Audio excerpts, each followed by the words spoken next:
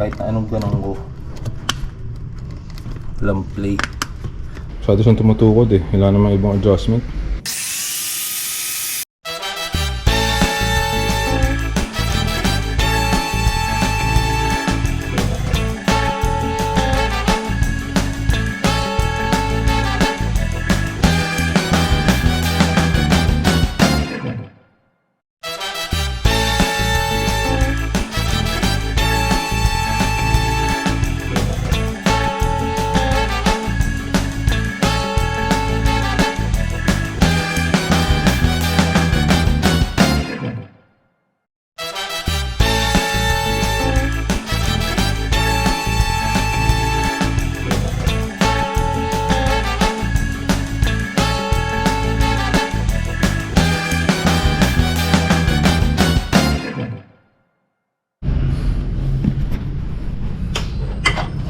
Tanggalin natin yung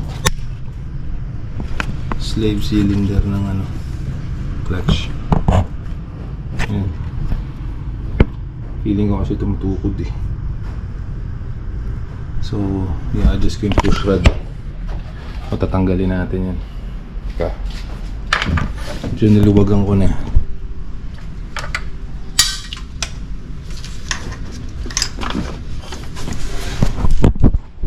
Alam na tayong view.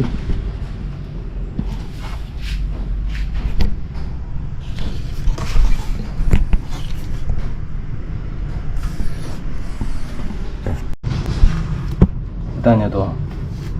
Tigas. Walang play. Kahit na anong ganun ko. Walang play. So wala ko i-adjust yan. Baka putulan ko yung push rod siguro. Bahala na. So ito, kailangan ko putulan to. Masyado siyang tumutukod eh. Wala namang ibang adjustment. So, ayun. Ayos. Bawasan ko ng 3mm grinder.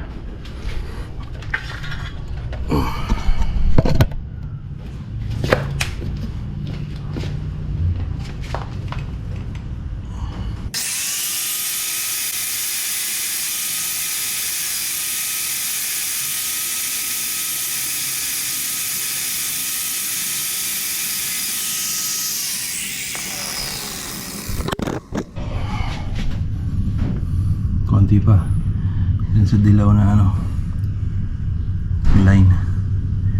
Yes.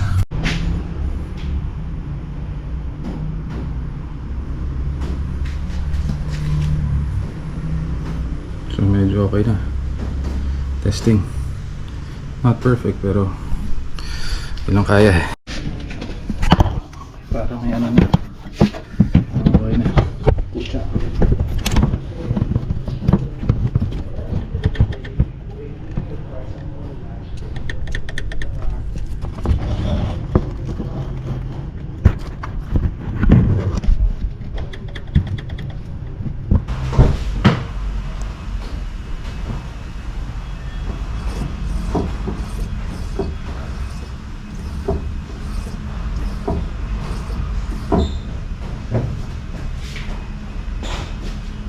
Yun, testing tayo ng clutch.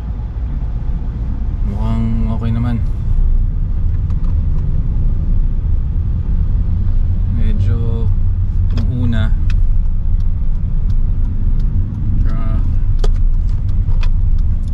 ang taas ng pedal bago mag-release. So ibig sabihin masyado siyang tukod. Ngayon siguro mga ganito magre-release na siya. So, di ba, ginrind ko yung yung push rod. So, mga